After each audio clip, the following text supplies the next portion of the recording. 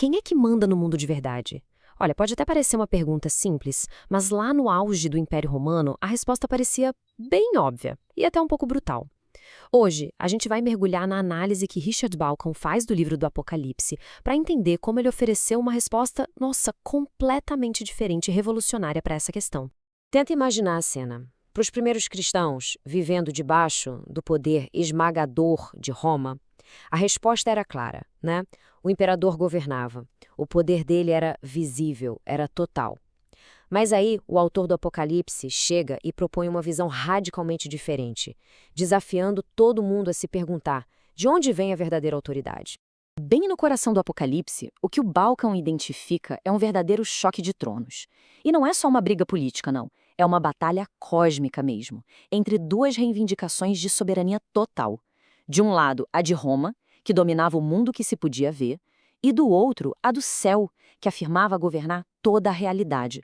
Para a gente entender a força dessa disputa, a gente precisa enxergar Roma não só como um poder militar. Era um sistema que exigia tudo de uma pessoa. Na prática, a lealdade política era um ato de adoração. Sabe, quando alguém participava dos cultos ao imperador, estava declarando: Roma é a autoridade máxima e divina na terra. Simplesmente não havia espaço para outra lealdade. E é exatamente aqui que o Apocalipse nos dá um dos seus símbolos mais fortes: a besta.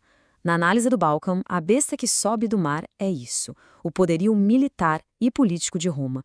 Um poder que não se contenta em só governar. Não, ele exige adoração. E ao fazer isso, comete a maior blasfêmia possível ao reivindicar para si uma divindade que pertence só a Deus. Então, o conflito todo se resume a isso aqui. Há duas visões de mundo completamente opostas. De um lado, você tem Roma. O poder dela vem da conquista, da força militar, e a lealdade é forçada pelo culto ao Estado. Do outro lado, a visão do Apocalipse. O poder supremo não vem da espada, mas do próprio ato da criação. E a lealdade, portanto, só pode ser devida ao Criador. Tá, mas como é que o Apocalipse ousa desafiar uma superpotência como Roma? Não é com um manifesto político, é com algo muito mais radical. Ele nos convida a mudar completamente de perspectiva, a enxergar a estrutura de poder do mundo a partir de um ponto de vista totalmente diferente, o do céu. A estratégia do autor é simplesmente genial. Ele nos transporta em visão direto para a sala do trono celestial. E essa mudança de ponto de vista é a chave de tudo. É como se ele puxasse a cortina para desmascarar as pretensões de Roma, mostrando que todo aquele poder que parece tão absoluto aqui na Terra é, na verdade, frágil, secundário e, principalmente, temporário. E lá na sala do trono, o que se ouve não é um hino para o imperador, mas isto.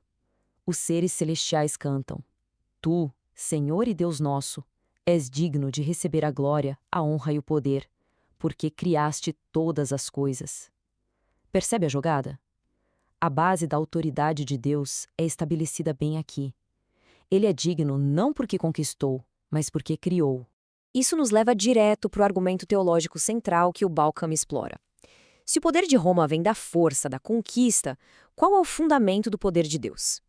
O que, afinal de contas, faz dele o verdadeiro soberano? Essa pergunta define o debate inteiro.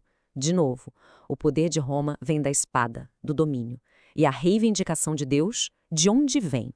O Apocalipse responde isso de uma forma muito clara e definitiva. O Bauckham nos mostra que existe uma lógica irrefutável nesse chamado à adoração que a gente vê em Apocalipse 14.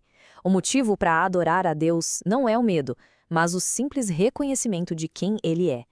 Basicamente, o texto está dizendo: sabe toda aquela adoração que a besta exige na marra? Então, na verdade, ela pertence por direito àquele que fez os céus, a terra, o mar e tudo o que existe. E esse é o ponto fundamental de tudo. A soberania de Deus não se baseia na violência ou na conquista, como a de Roma. Ela é fundamentada no seu ato de criação. O direito de governar pertence àquele que deu existência a todas as coisas. Essa é a contraproposta radical do Apocalipse, a ideologia do império.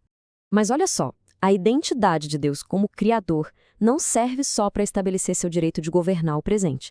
Ela também nos dá uma promessa incrível, uma esperança final, não só para a humanidade, mas para o futuro de toda a criação. Para a gente entender essa esperança, a gente precisa decodificar um símbolo que é chave: o mar. No pensamento antigo, o mar não era só água, sabe? Era o símbolo do caos, da desordem, a fonte de todo o mal. E não é por acaso que é justamente do mar que a besta, o poder destrutivo de Roma, surge lá no Apocalipse. A besta emerge dessas águas caóticas, trazendo violência e opressão para o mundo. Só que a visão do Apocalipse não para por aí.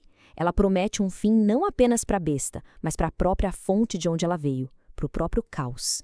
E aqui está a imagem dessa esperança final. Na visão da nova criação, lá em Apocalipse 21, o autor faz uma observação curta, mas com uma força devastadora. E o mar já não existia. A ausência do mar simboliza um mundo finalmente livre do caos, do mal, da destruição. Um mundo onde o Criador torna a sua criação perfeita e segura para sempre. No fim das contas, a análise de Bauckham nos mostra que o Apocalipse é menos um mapa do futuro e mais uma lente para enxergar o presente. Ele força uma escolha de lealdade ao expor as estruturas de poder que nos cercam. E a pergunta que ecoa através dos séculos até hoje é: diante de todas as vozes e poderes que exigem a nossa lealdade, qual trono a gente reconhece como autoridade final em nosso mundo?